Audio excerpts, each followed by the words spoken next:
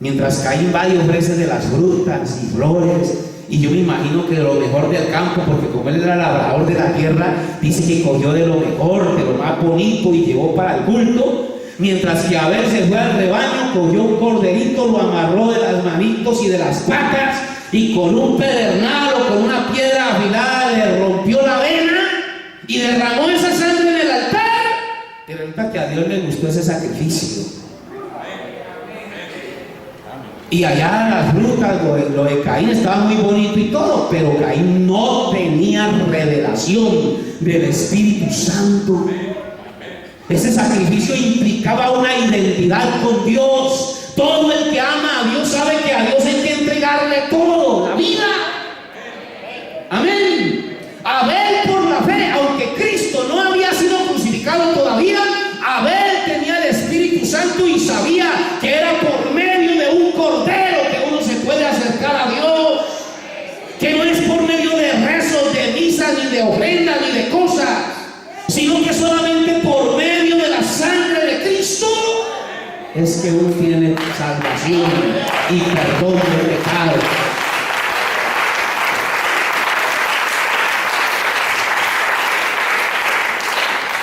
Y entonces resulta que Abel vino de ese culto perdonado.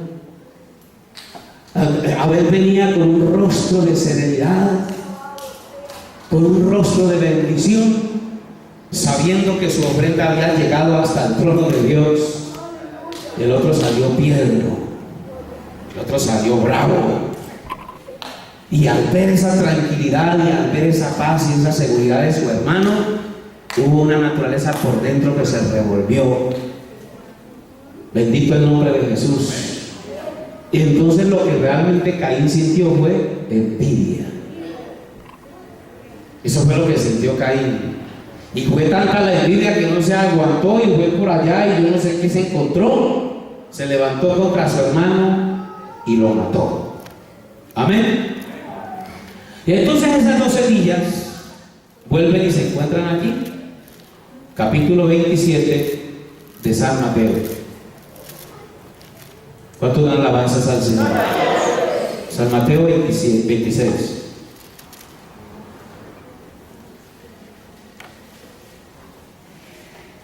Aquí están las dos semillas. Ya Jesús les había dicho: ustedes son hijos de su padre el diablo. Él es homicida desde el principio, ¿cierto? Y por eso ellos querían repetir lo mismo. Capítulo 20. Leamos el capítulo 27. Capítulo 27 y el versículo 15. Mateo 27, 15 dice: ahora bien, en el día de la fiesta acostumbraba el gobernador soltar al pueblo un preso, el que quisiese. Y tenía entonces un preso famoso llamado Barrabás. Reunidos pues ellos, les dijo Pilato: ¿a quién queréis que os suelte? ¿A Barrabás o a Jesús, llamado el Cristo? Podríamos identificar una vez más las dos simientes aquí representadas. Allí hay dos personajes. Uno es hijo de Dios y el otro es hijo del diablo. Y entonces Pilato, cuando le llevan a Jesús para que crucifique a Jesús, Pilato, que es un hombre que sabe de leyes, que conoce de leyes, que conoce de cómo poder condenar a alguien, él comienza a investigar a Jesús y a preguntarle, y él dice: bueno, pues esta gente, ¿por qué lo querrá matar? Yo no encuentro en él nada digno de muerte. Y entonces Pilato, como para salirse de la situación, entonces él se la juega. Él dice: no, pues hay un preso, hay un asesino en la cárcel, porque Barrabás era un asesino. La Biblia dice que estaba por homicidio en la cárcel. Y entonces saca a un asesino y presenta a Jesús y los presenta a los dos delante del pueblo. Y entonces cuando él presenta a esos dos personajes delante del pueblo, sigamos leyendo, verso 17. Reunidos pues ellos, les dijo Pilato: ¿a quién queréis que os suelte? ¿A Barrabás o a Jesús, llamado el Cristo?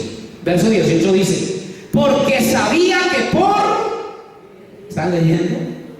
Sabía que ¿por qué? Por envidia le habían entregado. Bueno, yo siempre me pregunto y yo digo, bueno, ¿quién produce envidia? Sí, el diablo es el papá de la envidia.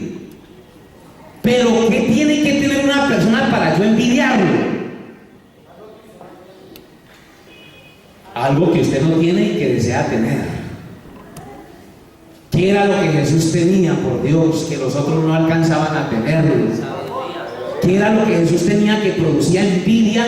¿Qué hace un sacerdote? Yo me pregunto, ¿qué hace un sacerdote sumo pontífice que tiene riquezas, que tiene plata, que tiene buena posición, envidiando un carpintero?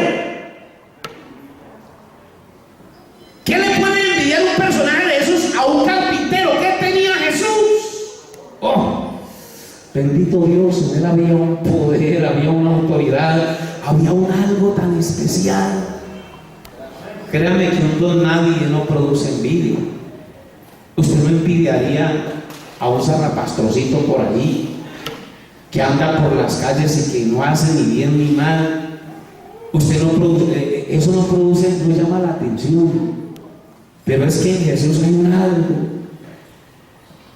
En él hay un algo que impacta a la gente. A mí me han hecho creer que Jesús era un arrancado, un pobretón que no tenía donde caerse muerto. Yo he oído predicadores que dicen que Jesús mantenía pelado, que cuando le fueron a cobrar los impuestos no tenía con qué pagar. Y yo me encuentro por allí a un hombre como Zaqueo dispuesto a darle la mitad de su dinero, un rico. Y este rico le dice a Jesús: yo doy la mitad de mis bienes para los pobres. Él sabía que todo lo que llegaba a las manos de Jesús era para los pobres. Eso sabía Zaqueo. Y si Zaqueo estaba dispuesto a dar su dinero para los pobres, adivine quién lo iba a recibir. Zaqueo no se lo iba a llevar al sacerdote. Caifás, este es para los pobres. ¿Usted cree que ese man se lo da a los pobres? ¿Usted sí cree que él va a repartir eso entre los pobres? No, usted me mandó aquí. Yo me imagino que con la ofrenda Caifás se va a ir a buscar un carro bien elegante, un caballo de paso fino, a lo mejor con correas y con entalladuras de oro. Bendito el nombre del Señor. Pero a Jesús la gente le daba y le daba cosas costosas. María Magdalena le regala un perfume que vale aproximadamente 6 millones de pesos. Usted hace cuentas, dice que valía 300 denarios. ¿Sí? Un denario es lo que vale el salario de un trabajador por día, era el salario mínimo de la época. Y valía 300 denarios, es decir que para una persona ordinaria comprar un perfume de esos tenían que trabajar 300 días. Y María Magdalena fue y se lo echó en los pies a Jesús, y con sus lágrimas los enjugaba y los secaba con su cabellera. Podrá usted imaginarse la cabellera de María Magdalena. Por eso es que la Biblia condena a las damas que se cortan el cabello. Una mujer no debe cortarse el cabello, eso es pecado. Eso dice la Biblia. Yo sé que acá no te van a incomodar, pero eso dice la Biblia. Usted tiene que saber conocer la Biblia porque se trata de agradarle a Dios. A la mujer le es honroso criar cabello, dice la Biblia. Si de pronto María Magdalena tuviera el cabello por aquí, ya se imagina usted poder secar los pies a Jesús, ¿qué tendría que hacer? No tenía con qué. Bien, pero eso era Jesús. A él la gente le daba cosas costosas. No vaya a creer que él mantenía mal vestido. La túnica de Jesús era tan especial y valía tanto que los soldados dijeron: esto no paga que la dañemos. Echemos suerte, no a alguien, rifémosla que alguien se la lleve, porque era una cosa que valía plata. Jesús tenía mejor posición económica que Juan el Bautista. Juan el Bautista estaba vestido de pelo de cabra y de cueros. Nadie iba a pelear por las vestiduras de Juan el Bautista. Juan el Bautista era otra clase de ministerio. Bendito el nombre del Señor. Y entonces era Jesús, eso era Jesús, producía envidia. Ahora bien, sigamos leyendo. Capítulo 27 de San Mateo. Y el verso 21. Veamos el 18. Porque sabía que por envidia le habían entregado, y estando él sentado en el tribunal, su mujer le mandó a decir: no tengas nada que ver con ese justo, le dice la mujer de Pilato. porque hoy he padecido mucho en sueños por causa de él. ¿Quién sabe qué se soñaría la señora toda la noche viendo lo que estaba sucediendo? Ojo al verso 20. Pero los principales sacerdotes y los ancianos, ¿quiénes? ¿Principales qué? Y los ancianos eran los pastores, los líderes, persuadieron a la multitud que pidiesen ¿a quién? A Barrabás. Ahí está el diablo pidiendo a su hijo, y que Jesús fuese muerto. Respondiendo el gobernador les dijo: ¿a cuál de los dos querréis que os suelte? Y ellos dijeron: a Barrabás. ¿Quién los persuadió? Los principales sacerdotes y los ancianos. Enemistad pondré entre tu simiente y su simiente. Conclusión: los sacerdotes y los ancianos entonces eran hijos de quién. ¿Quién los estaba guiando? ¿Quién los estaba manipulando? Según mi Biblia, el diablo. El pueblo creía que esos eran los ungidos. El pueblo creía que esos eran los hijos de Dios. Es que como ha estudiado tanto, es que como es el pastor de la iglesia, es como que tienen una tradición que lleva tantos años, tienen que ser de Dios. ¿Cómo va a ser de Dios un tipo que apareció apenas hace 3 años? Que Jesús tenía 33 años y 3 años eran del ministerio. ¿Cómo va a ser de Dios un hombre que no lo respalda ninguna iglesia? Yo pienso que el pueblo pensaría en todo eso. ¿Cómo va a ser de Dios alguien que no respeta el día sábado? ¿Cómo va a ser de Dios alguien que no se sujeta a nadie? Eso es un rebelde. No, yo creo que los sacerdotes tienen razón, hay que matarlo. Y el gobernador le dijo: pues qué mal ha hecho. Pero ellos gritaban aún más diciendo: sea crucificado. Y todo el problema por el cual fue crucificado fue porque él dijo que era hijo de Dios. Ese fue todo el pecado de Jesús. Capítulo 26 y el versículo 64, 26-64. Jesús les dijo: tú lo has dicho. O más bien el 63. Mas Jesús callaba. Entonces el sumo sacerdote le dijo, verso 63: te conjuro por el Dios viviente que nos digas si eres tú el Cristo, el Hijo de Dios. Si Jesús les dice que no es el Hijo de Dios, eso hubiera sido mentira, ¿cierto? Porque si era. Jesús les dijo: tú lo has dicho. Y además os digo que desde ahora veréis al Hijo del Hombre sentado a la diestra del poder de Dios y viniendo en las nubes del cielo. Entonces el sumo sacerdote rasgó sus vestiduras diciendo, usted puede imaginar ese cuadro del hipócrita ese allí, rasgando sus vestiduras: ¡ah, blasfemado! ¿Qué más necesidad tenemos de testigos? He aquí ahora mismo habéis oído su blasfemia. ¿Cuál fue su pecado? Ser hijo de Dios. Ser hijo de Dios es un pecado. ¿Por qué él era el hijo de Dios? Porque la palabra de Dios estaba en él. Porque toda la Biblia estaba encarnada en él. Porque un hijo de Dios debe de ser así. Un hijo de Dios debe de vivir o de predicar lo que vive. Bendito el nombre del Señor. La mayoría de predicadores hoy predican lo que otros viven. Los predicadores hoy se la pasan hablando de lo que vivió Moisés, de lo que vivió Abel, de lo que vivieron los profetas, de lo que vivió Pablo. Pero de eso no se trata el Evangelio. El Evangelio se trata de que usted viva lo que predica. Bendito el nombre del Señor. Esa era la diferencia entre Jesús y los sacerdotes. Los sacerdotes todo el tiempo se la pasaban leyendo la Biblia. Jesús todo el tiempo se la pasaba viviendo la Biblia, amando, sirviendo, perdonando. Bendito el nombre del Señor. Necesitamos de esa clase de personas. El mundo necesita esos hijos de Dios, esa simiente de Dios. ¿Y a dónde la tenemos que buscar? ¿Dónde va a buscar usted esa simiente de Dios? ¿A dónde la va a buscar? En la palabra. Pero esta palabra la tiene que buscar en usted. Búsquese adentro. Búsquese dentro de usted y diga: ¿yo de quién soy hijo? ¿Seré capaz yo de amar ese evangelio? ¿Seré capaz yo de caminar por donde Jesús caminó? ¿Seré capaz yo de amar como Él y de servir como Él? Porque hasta que Él no esté en nosotros. Capítulo 1 de Juan. Ahí terminamos. Capítulo 1 de Juan.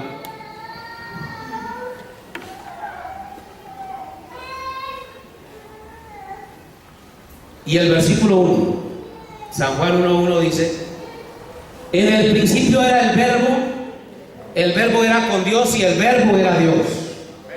Este era en el principio con Dios. Está hablando de Jesús. Todas las cosas por Él fueron hechas, por el verbo. Y sin Él nada de lo que ha sido hecho fue hecho. Todo fue hecho por la palabra. En Él estaba la vida, y la vida era la luz de los hombres.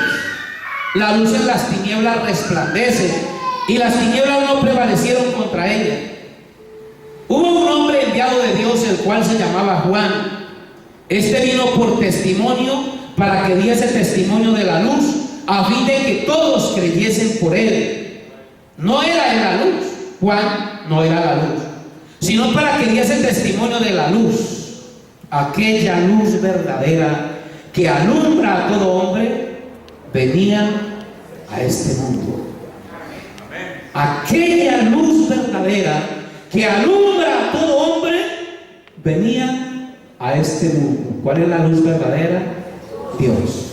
Venía a este mundo. ¿Cómo venía? En un hombre de carne y hueso. En el mundo estaba, y el mundo por él fue hecho, pero el mundo no le conoció. A lo suyo vino, y los suyos no le recibieron. Lo vieron tan insignificante, lo vieron tan pequeñito, lo vieron tan humilde, lo vieron tan sencillo, que ellos no podían creer que ese fuese el creador del universo. Verso 12: mas a todos los que le recibieron, porque uno que otro por ahí, a los que creen en su nombre, ¿qué pasó con esos? Les dio potestad de qué? De ser hechos hijos de Dios. Solamente un hijo de Dios puede reconocer a otro hijo de Dios. Los cuales no son engendrados de sangre, ni de voluntad de carne, ni de voluntad de varón. Oiga, estas palabras aquí son bien altas. Esto acá es bien complicado.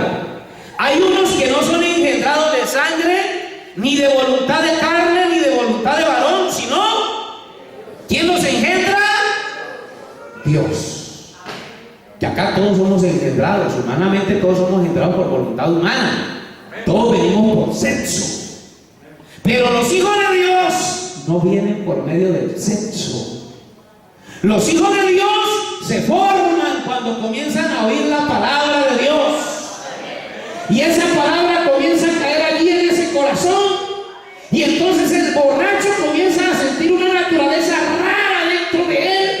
El ladrón, el tramposo, el hipócrita, cuando oye la palabra de Dios, siente que dentro de él comienzan a hacer otra cosa, otra criatura, y algo comienza a llenarlo, y esa vida comienza a cambiar, y él comienza a ser diferente. Es Dios formando a un hijo de él por medio de su palabra.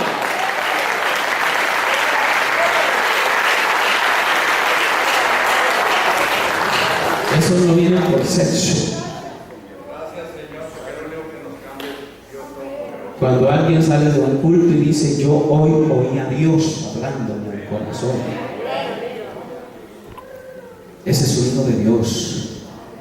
Ese ha sentido que una naturaleza tocó su naturaleza.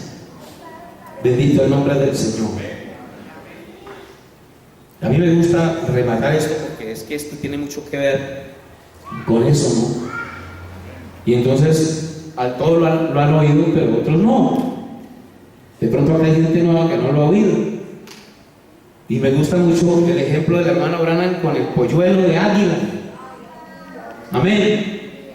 El campesino que se encontró un huevo en el campo, se lo llevó para la casa, ya tenía una gallinita empollando pollitos, y le metió ese huevito ahí a la gallina que estaban empollando sus huevos. Cuando los pollitos explosionaron los huevos, salió también el huevito ese que había metido allí el campesino. Y de ahí de ese pollo salió algo raro. De ese huevo salió un pollo raro, distinto a los pollitos, hasta más feo seguramente. Los pollitos cuando nacen son muy lindos. Una especialidad, ¿no? Los polluelos de las gallinas son bien bonitos comparados con otras aves. Son todos pelados, desplumados, feos. Y este sí, seguramente había un polluelo feo, pico feo, ojos feos, todo feo.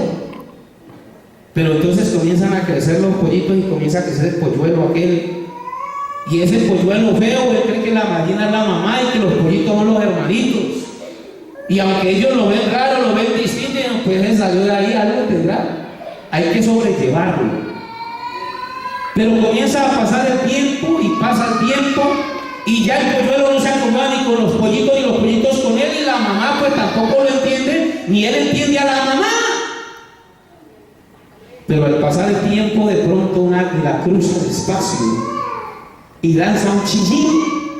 Y ese chillido de ese águila en el espacio pega en lo profundo del corazón de ese polluelo. Él está todo confundido, él ve a la mamá gallina y él siente que ella tiene alguna influencia en él. Pero hay una voz de arriba que pega en lo profundo de su ser. De pronto él se da cuenta que sus alas son más grandes que la de la gallina y la de los pollos.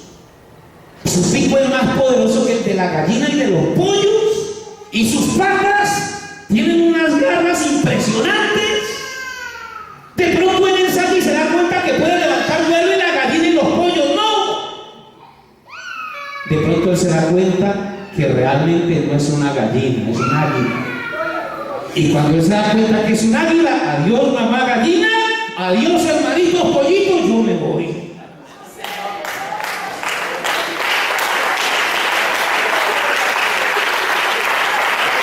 Cuando un hijo de Dios escucha esta voz desde los cielos y siente que pega en su naturaleza, seguramente la mamá y los vecinos y los amigos no lo van a entender, porque ahí ha sido todo su ambiente. Pero cuando él escucha esta palabra, se da cuenta que él ha sido engendrado por el cielo y que es hora de levantar las alas y volar. Ya no es un esclavo, ya no vive por lo que los demás le digan. Ahora lo guía el poder del Espíritu Santo desde lo profundo de su corazón. Hay águilas en los gallineros denominacionales, hermano. Hay águilas en las iglesias, en los sistemas, que necesitan oír esta voz, y cuando la oigan, ellos tendrán que volar. Salir en medio de ellos, pueblo mío, dice la palabra de Dios. Tendrán que salir de la drogadicción, de la prostitución, de la borrachera, del vicio, del pecado. Tendrán que salir, porque esta es una naturaleza que no se puede resistir. Esto uno no lo puede resistir, no hay manera. A veces uno se cansa de aguantar críticas, murmuraciones de la gente, y uno dice, yo ni predico más. Pero esto es algo que no se puede resistir, toca, porque es la naturaleza de uno, está en la vida.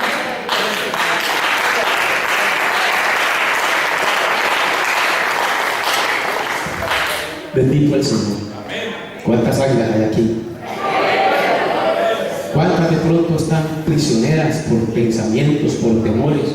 Yo le invito para que en esta mañana abra sus alas de fe y vuele con el Espíritu Santo. Si usted ha sentido que es Dios quien le habló en esta mañana, entonces dele gracias a Dios. Yo soy un hijo de Dios porque lo sentí, porque lo entendí. ¿Cuántos entendieron? Estén de bien. Luego le hemos dando gracias a Dios, de gloria.